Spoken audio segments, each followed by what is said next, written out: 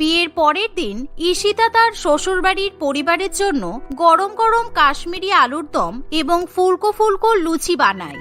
বাহ বৌমা, কাশ্মীরি আলুর দম থেকে খুব সুন্দর সুগন্ধ বেরিয়েছে, তবে মনে হচ্ছে কিছু একটা যেন মিসিং আছে, একবার দেখি তো।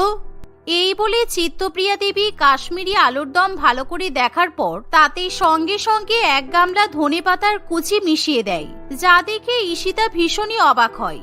আরে মা, আপনি এটা কি করলেন? আপনি তো আলুর দমের স্বাদটাই পুরো বিগড়ে দিলেন। ছি, আমি এত কষ্ট করে কাশ্মীরি আলুর দমের গ্রেভিটা বানালাম, এখন ধনেপাতার গন্ধের জন্য আর খেতে ভালো লাগবে না। কাশ্মীরি আলুর দমে কেউ ধনেপাতা দেয় না মা, তাও আবার আপনি এতটা ধনেপাতার কুচি দিয়ে দিলেন। কে বলেছে কাশ্মীরি আলুর দমে ধনেপাতা দেয় না? আমাদের বাড়িতে আমরা সমস্ত খাবারে ধনেপাতা দিয়ে তারপরেই খাই। ধনেপাতা দেওয়া না হলে সেই তরকারি আমরা মুখেই তুলি না। তুমি এখন কিছুক্ষণ তরকারিটা ঢাকা দিয়ে রাখো, দেখবে তারপর কি সুন্দর খেতে হবে। এই শুনে ঈশিতার কিছু করার থাকে না। কিছুক্ষণ পর সবাই যখন খাবার খেতে বসে, বাহ, কি সুন্দর গন্ধ বেরিয়েছে বৌদি। তুমি তো দেখছি প্রথম দিন থেকে রান্নায় একেবারে বাজিমাত করে দিয়েছো। তবে তুমি একটু ধনেপাতার চাটনি বানাতে পারতে। ধনেপাতার চাটনি ছাড়া সব খাবারই কেমন যেন অসম্পূর্ণ লাগে। মা তো তরকারিতে 1 গামলা ধনেপাতা মিশিয়ে দিয়েছে, এরপরও তোমাদের ধনেপাতার চাটনি লাগবে? এত ধনেপাতার গন্ধে তোমরা খাবারের অন্য স্বাদ বোঝো কি করে? আমি তো ধনেপাতার গন্ধ ছাড়া আর কিছুই পাচ্ছি না। আরে বাবা, ধনেপাতার গন্ধটাই তো সব। কোনো তরকারিতে ধনেপাতা না দিলে মোটেই সেটা টেস্ট হয় না। আমার তো ধনেপাতা ছাড়া কোনো তরকারি ভালো লাগে না। বৌমা, তুমি প্রত্যেকদিন প্রয়োজনের তুলনায় বেশি বেশি করে ধনেপাতা দিয়ে তরকারি রান্না করবে, বুঝেছো? তোমার শাশুড়ি এবার কিপটেমি করে কম ধনেপাতা দেয়। এটা কেউ যদি কিপটেমি বলে, তাহলে হাত খুলে ধনেপাতা দিলেও এরা না জানি কত ধনেপাতা দিয়ে ফেলবে। ভাবলাম আজকে মজা করে কাশ্মীরি আলুর দম দিয়ে লুচি খাবো, কিন্তু এখন এই ধনেপাতার আলুর দম দেখে আমার তো বমি পাচ্ছে। ঈশিতা সেদিন কোনো খাবারই খায় না, কিন্তু তার পরিবারের লোকেরা সেই ধনেপাতা দেওয়া আলুর দম খেয়ে প্রচন্ড খুশি হয়। পরের দিন ভোর 5টার সময় চিত্তপ্রিয়া দেবী ঈশিতাকে ঘুম থেকে ডেকে তুলে বলে, বৌমা, তাড়াতাড়ি ঘুম থেকে ওঠো, অনেক বেলা হয়ে গেল যে। বাজারের ধনেপাতাগুলো তো সব শুকিয়ে যাবে, তাড়াতাড়ি চলো, ফ্রেশ ফ্রেশ ধনেপাতা পেয়ে যাব। বেশি বেলা হয়ে গেলে বাকি লোকজনেরা তো ধনেপাতা নিয়ে চলে যাবে। শাশুড়ি মায়ের কথা শুনে ঈশিতা খুবই বিরক্ত হয়, কিন্তু তার কিছু করার থাকে না। চিত্তপ্রিয়া দেবী জোর করে ঈশিতাকে নিয়ে বাজারে চলে যায়, কিন্তু দুর্ভাগ্যবশত বাজারে সেদিন ধনেপাতা কম থাকে। তাই চিত্তপ্রিয়া দেবী অনেকটা সবজির দোকান ঘুরেও কিছুতেই বেশি পরিমাণে ধনেপাতা খুঁজে পায় না। কিছুক্ষণ পর সে যখন অন্য একটা দোকান থেকে ধনেপাতা নিতে যায়, তখনই আরেকজন ব্যক্তি এসে সেই ধনেপাতাটা নিয়ে নেয়, যা দেখে চিত্তপ্রিয়া দেবী ভীষণই রেগে যায়। এই, আপনার সাহস তো কম নয়। আমি আগে ধনেপাতাটা দেখেছি, তাই আমি এই ধনেপাতাটা নেব। ধনেপাতা ছেড়ে দিন বলছি। আপনি আমার চোখের সামনে থেকে ধনেপাতাটা তুললেন কি করে? মামার বাড়ির আবদার নাকি? আপনি ধনেপাতা দেখেছেন তো কি হয়েছে? আমি আগে এই ধনেপাতা ধরেছি, তার মানে এটাই আমার ধনেপাতা। এই দোকানদার, এই ধনেপাতাটা আমাকে প্যাক করে দাও। এই শুনে চিত্তপ্রিয়া দেবী ভীষণই রেগে যায়, আর সে তখনই সেই ধনেপাতা ধরে কাড়াকাড়ি করতে শুরু করে দেয়, যার ফলে সেই ব্যক্তিটি কিছুতেই সেই ছেঁড়া ধনেপাতার গোছাটা নিতে চায় না। এরকম মেয়ে মানুষ আমি তো আগে কখনো দেখিনি। সামান্য একটা ধনেপাতার জন্য এত ছোট লোকিপনা আমি তো আগে কখনো দেখিনি রে বাবা। এমন ভাব করছে যেন বাবার জন্য ধনেপাতা খেতে পাই না। এই বলে ব্যক্তিটি সেখান থেকে চলে যায়। আশেপাশে লোকেরা এরকম ধনেপাতা কাণ্ড দেখে ভীষণই হাসাহাসি করে, কিন্তু চিত্তপ্রিয়া দেবীর তাতে কিছুই যায় আসে না। দেখলে তো বৌমা, আমি কেমন ভাবে ধনেপাতাটা আদায় করে নিলাম। তুমিও কিন্তু এভাবেই ঝগড়া করে যুদ্ধ করে প্রত্যেকদিন ধনেপাতা বাড়িতে নিয়ে যাবে। এই জন্যই তো তোমাকে আমি আজকে আমার সঙ্গে করে বাজারে নিয়ে এলাম, যাতে তুমি সবকিছু ভালো মতো শিখে যেতে পারো। শাশুড়ি মায়ের কথা শুনে ঈশিতা হাসবে নাকি কাঁদবে বুঝে উঠতে পারে না। সেদিন দুপুরবেলা ঈশিতার শ্বশুর বাড়িতে মাছের মাথা দেওয়া মুগ ডাল ইত্যাদি রান্নাবান্না করা হয়, আর প্রত্যেকটা রান্নাতেই চিত্তপ্রিয়া দেবী হাতে করে অনেক অনেক ধনেপাতা দিয়ে দেয়, যার ফলে রান্না করতে করতে ঈশিতার নাকে প্রচন্ড গন্ধ লাগে, কারণ ঈশিতা মোটেই ধনেপাতার গন্ধ সহ্য করতে পারে না। এ তো মহা সমস্যায় পড়ে গেলাম। এখন আমি কি যে করি? প্রত্যেকদিন এভাবে তরকারিতে ধনেপাতা দিলে আমি তো খাবার দাবার খেতেই পারবো না। চরম খিদে পেয়েছে। এক কাজ করি, আমি বরং চুপি চুপি নিজের জন্য একটু হোয়াইট সস পাস্তা বানিয়ে নিই। এই বলে ঈশিতা নিজের জন্য হোয়াইট সস পাস্তা বানাতে শুরু করে। কিন্তু হঠাৎই তার ফোন বেজে ওঠায় ঈশিতা তার ফোনটা রিসিভ করতে চলে যায়। কিন্তু কিছুক্ষণ পর ঈশিতা যখন ফিরে আসে তখন সে দেখে কড়াইতে রাখা সাদা হোয়াইট সস পাস্তা কেমন যেন গ্রিন সস পাস্তায় পরিণত হয়েছে। এই দেখো বৌদি, পাস্তা থেকে এখন কি সুন্দর গন্ধ বেরোচ্ছে। আমিও ভাবছিলাম অনেকদিন ধরে পাস্তা খাবো। এই দেখো, তোমার জন্য আজকে আমারও ভালো মতো পাস্তা খাওয়া হয়ে যাবে। উফ, ধনেপাতার গন্ধে আমার তো জিভে জল চলে এলো। দীপালি, তোমার মাথা ঠিক আছে? তুমি জীবনে কখনো ধনেপাতা পাস্তা খেয়েছো? পাস্তায় কেউ কখনো ধনেপাতা দেয়? তুমি তো পুরো পাস্তার স্বাদটাই বিগড়ে দিলে। ছি, এই পাস্তা কি করে মুখে তুলবো? আমি জীবনে এরকম ধনেপাতা পাগল পরিবার দেখিনি। এই বলে ঈশিতা সেখান থেকে চলে যায়। দেখতে দেখতে আরো কিছুদিন কাটে, কিন্তু প্রত্যেকদিন ঈশিতাকে তার পরিবারের জন্য বেশি বেশি করে ধনেপাতা দেওয়া তরকারি রান্নাবান্না করতে হয়। তবে ঈশিতা এখন নিজের জন্য তরকারি আলাদা করে তুলে রেখে দেয় এবং তারপর বাড়ির বাকিদের জন্য অতিরিক্ত ধনেপাতা মেশানো তরকারি রান্না করে। কি হলো বৌমা, তুমি এখানে বসে খাচ্ছ না কেন? আমাদের সঙ্গে খেতে কি তোমার আর ভালো লাগছে না, নাকি লজ্জা করছে? চুপচাপ খাবার নিয়ে আমাদের সবার সঙ্গে বসে খাও। আমাদের বাড়ির কিন্তু এটাই নিয়ম, এখানে কেউ আলাদা খাবার খায় না। আপনারা সবাই মিলে ডাইনিং টেবিলে খান। আমি ডাইনিং টেবিলে বসে মোটেই খেতে পারছি না। আমার নাকে ধনেপাতার ভীষণ বাজে গন্ধ আসছে। প্রত্যেকদিন এভাবে টেবিলে বসে খেতে গেলে আমার ভীষণ বমি পায়। আরে বৌদি, তুমি প্রত্যেকদিনই এরকম নাটক করো। কখনো ধনেপাতার তরকারি খেয়ে দেখেছো কত ভালো লাগে? পৃথিবীতে একবার যে ধনেপাতা খেয়েছে সে কোনোদিনও ধনেপাতার স্বাদ ভুলতেই পারবে না। কখনো ধনেপাতা ছাড়া খাবার দাবার খেয়েছো? ধনেপাতা ছাড়া খেতে কত ভালো লাগে সেটা জানলে আর তোমরা কখনো এত বেশি বেশি ধনেপাতা দিয়ে খাবার দাবার খেতে না। কখনো কোনো 5 স্টার হোটেল রেস্টুরেন্টে দেখেছো 1 কেজি ধনেপাতা দিয়ে তরকারি বানাতে? অবশ্য তোমাকে আর কি বলবো, তুমি তো হোয়াইট সস পাস্তা ধনেপাতা দিয়ে খাও। ছি! এরকম কথা শুনে দীপালি ভীষণই রেগে যায়, যার ফলে ঈশিতা এবং দীপালির মধ্যে চরম ঝগড়া শুরু হয়। আর ঠিক তখনই রূপম হাতে 5 কেজি ধনেপাতা নিয়ে বাড়িতে ফিরে আসে।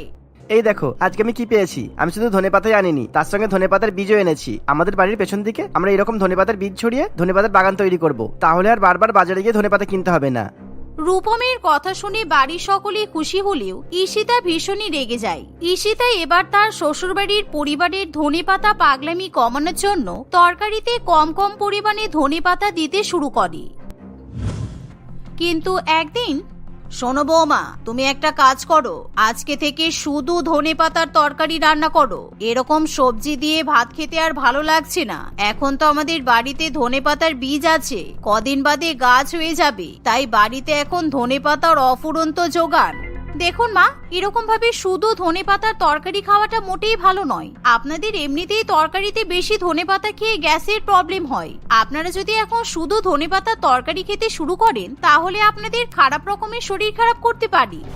আরে তুমি চুপ করো তো, তোমার যেন আমাদের ধনেপাতা খাওয়া নিয়ে বড্ড আপত্তি।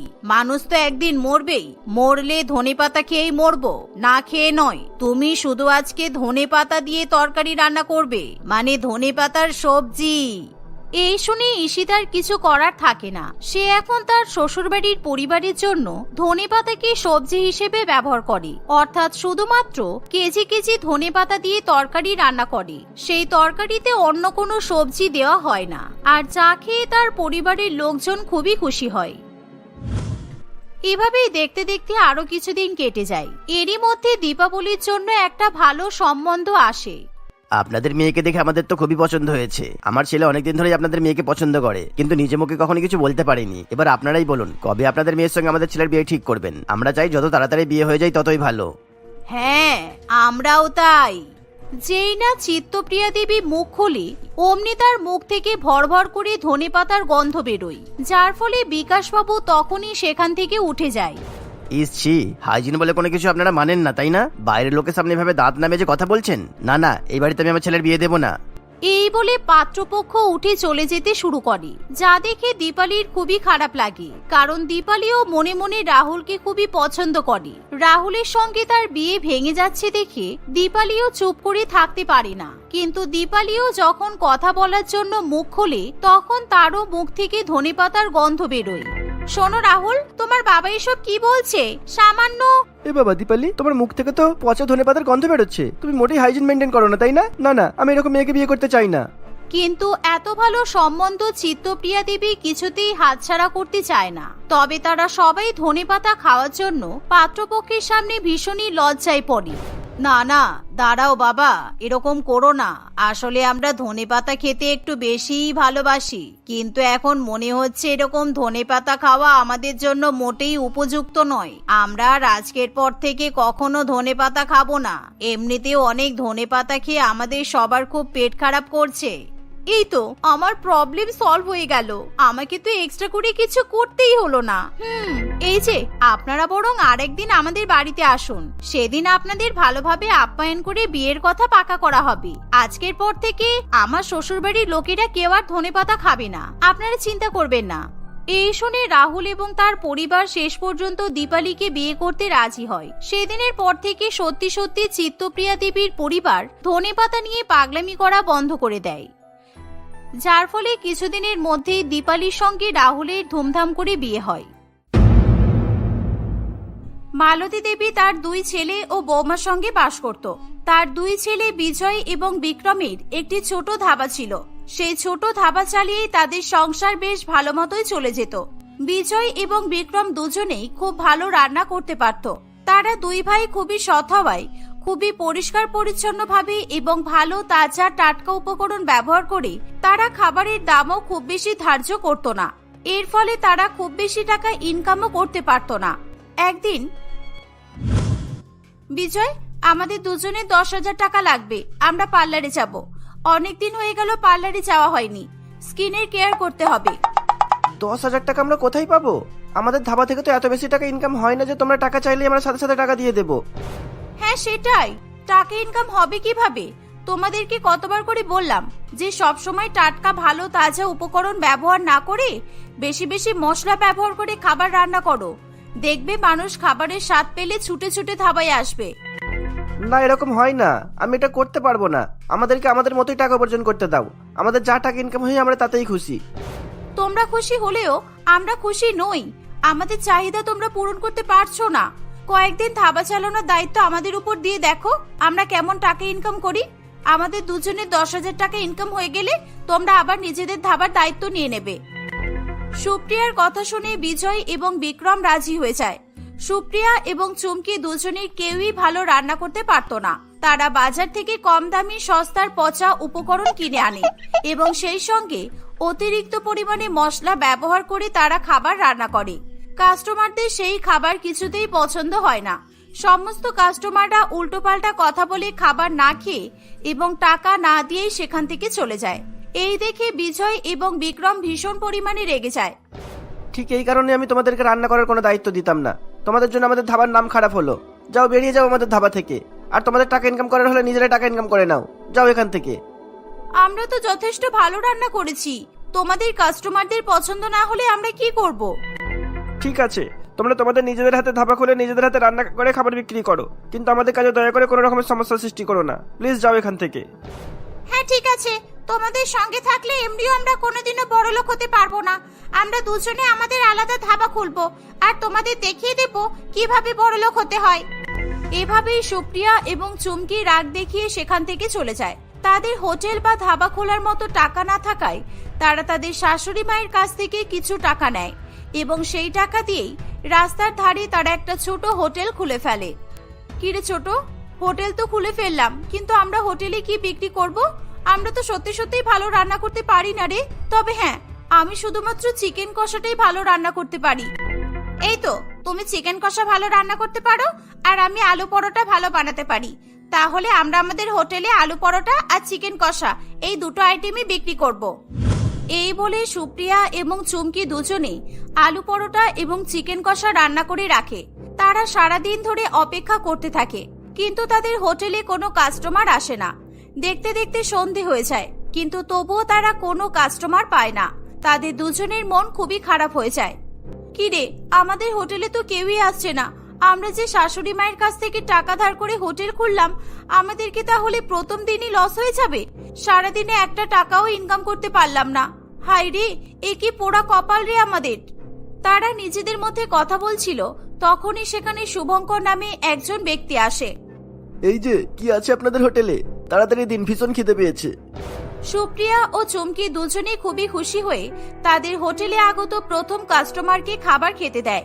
কিন্তু খাবারের কোয়ালিটি খুব একটা ভালো না থাকায় এবং খাবার সেরকম সুস্বাদু না হওয়ায় কাস্টমারটি কেবলমাত্র একটা পরোটা খায়। ভেবেছিলাম হয়তো তোমাদের হাতের রান্না ভালো হবে, কিন্তু না, তোমাদের হাতের খাবারের কোনো টেস্টই নেই। মেয়েরা তো ভালো রান্না করে জানতাম, কিন্তু আজকাল পুরো ব্যাপারটাই উল্টে গেছে। ছেলেরাই ভালো রান্না করছে। এই নাও তোমাদের টাকা।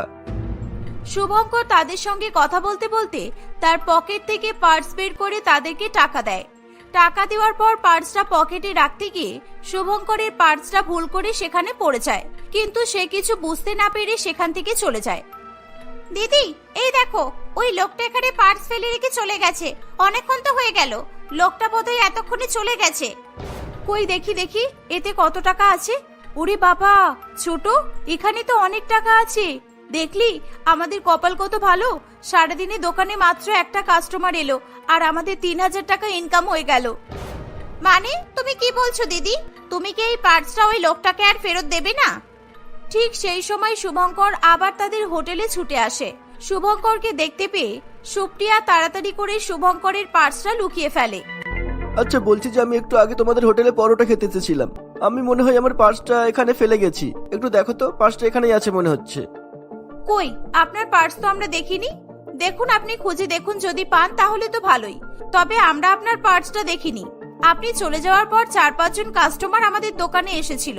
তারা যদি কোনো কারণে পার্সটা নিয়ে চলে যায় তাহলে কিন্তু আমরা কিছু করতে পারবো না। এইটুকু টাইমের মধ্যে 4-5 জন খেয়ে চলে গেল? ওরে বাবা। আরে বাবা, ওরা খাবার প্যাক করে নিয়ে চলে গেছে। এখানে বসে সবাই তো খাবার খেতে চায় না। আপনার সন্দেহ হলে আপনি ভালো করে খুঁজে দেখে নিন। আপনার পার্স আমরা নিতে যাব কেন? আমরা সৎ পথে টাকা উপার্জন করতে পছন্দ করি, বুঝলেন? শুভঙ্কর ভালো করে তাদের হোটেলের মধ্যে পার্সটা খুঁজতে থাকে, কিন্তু সে তার পার্স কোথাও খুঁজে পায় না, কারণ সুপ্রিয়া ওই পার্সটা হটপটের মধ্যে লুকিয়ে রেখেছিল। অনেক খোঁজাখুঁজি করে শুভঙ্কর পার্স না পেলে মন খারাপ করে সেখান থেকে চলে যায়। চুমকি এবং সুপ্রিয়া দুজনেই খুবই খুশি হয়। দেখলি তো, একদিনেই আমরা 3000 টাকা ইনকাম করে ফেললাম। আমাদের বড়েরা এতদিনে মনে হয় না একদিনে 3000 টাকা ইনকাম করতে পেরেছে। এই শোন না চুমকি, আমার মাথায় কিন্তু একটা দারুণ আইডিয়া এসেছে। কি আইডিয়া বলো তাড়াতাড়ি। আর হ্যাঁ, চলো আজকে হোটেল বন্ধ করে দিই আর আমরা আমাদের মেকআপ প্রোডাক্ট কিনে আনি। এই বলে তারা দুজনে হোটেল বন্ধ করে শপিং মলে চলে যায়। পরের দিন সকালবেলা তারা আবার তাদের হোটেল খুলে ফেলে। চুমকি, আজকে নতুন করে আলু পরোটা কিংবা চিকেন কষা রান্না করব না। কালকের অনেকগুলো পরোটা আর চিকেন কষা আছে। আমি পরোটাগুলো গরম করে দিচ্ছি, তুই চিকেন কষাতে অল্প একটু জল গরম করে মিশিয়ে ভালো করে গরম করে নে। কেউ বুঝতে পারবে না যে ওগুলো কালকের রান্না। হ্যাঁ হ্যাঁ, একদম একদম। আর আমাদের প্ল্যানের কথা মনে আছে তো? কিছু যেন ভুল না হয়। কিছুক্ষণের মধ্যেই সেখানে রোহিত নামের একটি ছেলে আসে। রোহিত পরোটা এবং চিকেন কষা অর্ডার করে। সুপ্রিয়া এবং চুমকি দুজনেই তার সঙ্গে খুবই ভালো ব্যবহার করতে শুরু করে। এই নিন স্যার, আপনার আলু পরোটা আর চিকেন কষা। যদি কোনো কিছু সমস্যা হয় আমাদেরকে অবশ্যই বলবেন, আর আপনি এখানে বসে আরাম করে খান। এই চুমকি, স্যারকে জল এনে দে। রোহিত তাদের ব্যবহার দেখে খুবই খুশি হয়। রোহিতের খাবার খাওয়া হয়ে গেলে সে সুপ্রিয়া এবং চুমকিকে টাকা দিয়ে সেখান থেকে চলে যেতে চায়। ঠিক তখনই চুমকি তাকে বলে, স্যার একটু 2 মিনিট দাঁড়াবেন? আপনার কাছে আমাদের কিছু প্রশ্ন ছিল। বলছি যে আমাদের খাবার আপনার কেমন লাগলো? আমাদের খাবারে তেল ঝাল মশলা সব ঠিক লেগেছে তো আপনার? মানে আসলে আমরা নতুন হোটেল খুলেছি তো, তাই জন্য আমরা সমস্ত কাস্টমারদের কাছ থেকে রিভিউ চাইছি। আমরা চাই আমাদের কাজটা যাতে আমরা আরো বেটার করতে পারি। না না, সবই ঠিক আছে মোটামুটি। আর আপনাদের ব্যবহারটা তো সবচেয়ে বেশি ভালো লাগলো। আচ্ছা আচ্ছা স্যার, আর একটা প্রশ্ন প্লিজ। চুমকি এভাবে রোহিতের সঙ্গে কথা বলে তাকে ব্যস্ত রাখার চেষ্টা করে। সেই সুযোগে সুপ্রিয়া রোহিতের পেছনে গিয়ে তার পকেট থেকে পার্সটা চুরি করে নেয়। কাস্টমারটি কিছু বুঝতেও পারে না, সে কিছু না জেনেই সেখান থেকে চলে যায়। সুপ্রিয়া এবং চুমকি পার্সটা চেক করে দেখে তাতে 2000 টাকা আছে। রোহিতের পার্সে অনেক ইম্পর্টেন্ট ডকুমেন্টও ছিল। সে পাগলের মতো এদিক ওদিক তার পার্সটা খুঁজতে থাকে। চুমকি ও সুপ্রিয়ার কাছে এসেও সে তার পার্সের সন্ধান করে। তাদের দুজনের ব্যবহার খুবই ভালো হওয়ায় রোহিত তাদের উপর কোনো সন্দেহ করে না। এরকম ভাবেই তারা একের পর এক কাস্টমারদের পকেট মেরে অনেক অনেক টাকা ইনকাম করতে থাকে। কিছুদিনের মধ্যেই তাদের জীবন পুরোপুরি পাল্টে যায়। কি ব্যাপার তোমাদের দুজনের? হ্যাঁ, আমি যতদূর খবর পেয়েছি তোমাদের হোটেলে 2-1 কাস্টমার ছাড়া কেউই সেরকম খাবার খেতে আসে না। তাহলে তোমরা এত বেশি টাকা কিভাবে ইনকাম করছো? কেন, আমরা কিভাবে এত টাকা ইনকাম করছি তোমাদেরকে বলবো কেন? প্রথমে যখন আমরা বলেছিলাম আমাদের কথা তোমরা শোনোনি। আমাদের একটা সিক্রেট পন্থা আছে যেটা আমরা তোমাদেরকে কখনোই বলবো না। এই বলে সুপ্রিয়া এবং চুমকি সেখান থেকে চলে যায়। এরকম ভাবে বেশ কয়েকদিন কাটে।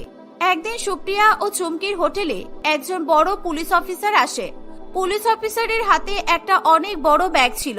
সে তার ব্যাগটা টেবিলের উপর রেখে চেয়ারে বসে পড়ে। এই যে কি খাবার আছে, তাড়াতাড়ি নিয়ে এসো, আমার একটু তাড়া আছে। ঠিক তখনই ওই পুলিশ অফিসারের ফোনে একটা কল আসে। হ্যালো, না না একদম চিন্তা নেই, আমি এখনই 1 লক্ষ টাকা নিয়ে চলে আসছি। তোমরা অপেক্ষা করো, আমার খুব খিদে পেয়েছে, আমি একটু খাবার খেতে বেরিয়েছি, খেয়ে যাচ্ছি।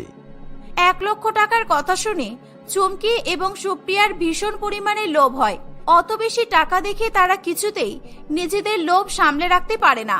তারা দুজনেই পুলিশ অফিসারের ব্যাগ চুরি করার জন্য ফোন দিয়ে আটতে থাকে। কিন্তু পুলিশ অফিসারের ব্যাগ চুরি করার প্রয়োজন হয় না, কারণ পুলিশ অফিসার নিজেই তার ব্যাগটা সেখান থেকে নিয়ে যেতে ভুলে যায়। এই দেখে সুপ্রিয়া ও চুমকি দুজনেই খুবই খুশি হয়। তারা দুজনেই ব্যাগটা একটা ভালো সুরক্ষিত জায়গায় লুকিয়ে রাখে। কিছুক্ষণ পর পুলিশ অফিসার তাদের হোটেলে আবার ফিরে আসে। আমি আমার একটা ব্যাগ এখানে ফেলে গেছি, ব্যাগটা কোথায় বলো তো? ব্যাগ? কোন ব্যাগ স্যার? ওই কালো মতো ব্যাগটা? ওই ব্যাগটা তো আপনি এখান থেকে নিয়ে চলে গেলেন। আমরা তো দেখলাম আপনি ব্যাগটা নিয়ে বেরিয়ে গেলেন। ঠিক আছে, কোনো ব্যাপার না, আসলে আমার ব্যাগটাই খুব দরকারি কিছু জিনিসপত্র ছিল, সেই জন্যই চিন্তায় পড়ে গেছি আর কি। এই বলে পুলিশ অফিসার সেখান থেকে চলে যায়। তারা ব্যাগটা খুলে সেখান থেকে 1 লক্ষ টাকা পায় এবং সেই সঙ্গে অনেক রকমের ডকুমেন্টস এবং একটি আইফোনও ছিল। নতুন আইফোন পেয়ে সুপ্রিয়া এবং চুমকি দুজনে খুবই খুশি হয়। তারা চালাকি করে ওই ফোনে সিম কার্ড খুলে ফেলে দেয় এবং ওই ফোনে তাদের সিম কার্ড ইনসার্ট করে ব্যবহার করতে শুরু করে। কয়েকদিন পর পুলিশ অফিসার আবার সেখানে আসে। তোমরা কি ভেবেছিলে আমি তোমাদেরকে ধরতে পারবো না? আমার ব্যাগ তোমরা দুজনেই চুরি করেছো। তোমরা নিজেদেরকে খুবই চালাক মনে করো, তাই না? ওই ব্যাগে আমার আইফোন ছিল। তোমরা বোধহয় জানো না আইফোনের সিম কার্ড খুলে দিলেও ফোনের লোকেশন ট্র্যাক করা যায়। আমার ফোন এই মুহূর্তে তোমাদের হোটেলেই আছে। চলো থানায় চলো এবার। এই বলে পুলিশ অফিসার সুপ্রিয়া ও চুমকিকে থানায় নিয়ে চলে যায়। তাদের দুজনকে চুরির অপরাধে লকআপে দেওয়া হয়। খবর পেয়ে বিক্রম এবং বিজয় দুজনেই তাদের সঙ্গে দেখা করতে আসে। দেখলে তো অসৎ পথে টাকা উপার্জন করতে গিয়ে কত বড় বিপদ ডেকে আনলে। এই জন্যই সবসময় বলতাম কম টাকা উপার্জন হোক, কিন্তু সৎ পথে টাকা ইনকাম করো। শুনলে না তো তোমরা? আমরা অনেক ভুল করে ফেলেছি, দয়া করে আমাদেরকে এখান থেকে বের করো। আমরা আর কখনোই এরকম করব না। পুলিশ অফিসারের ব্যাগ চুরি করেছো তোমরা, তোমাদেরকে এত সহজ এখান থেকে বের করা সম্ভব নয়। ভুল যখন করেছো শাস্তি তো পেতেই হবে। বিজয় এবং বিক্রম অনেক চেষ্টা করেও সুপ্রিয়া ও চুমকিকে জেল থেকে বের করতে পারে না। দীর্ঘদিন ধরে চেষ্টা করার ফলে 3 মাস পর সুপ্রিয়া ও চুমকিকে জেল থেকে মুক্ত করে দেওয়া হয়। এভাবেই তারা তাদের পাপের শাস্তি পেয়ে যায়।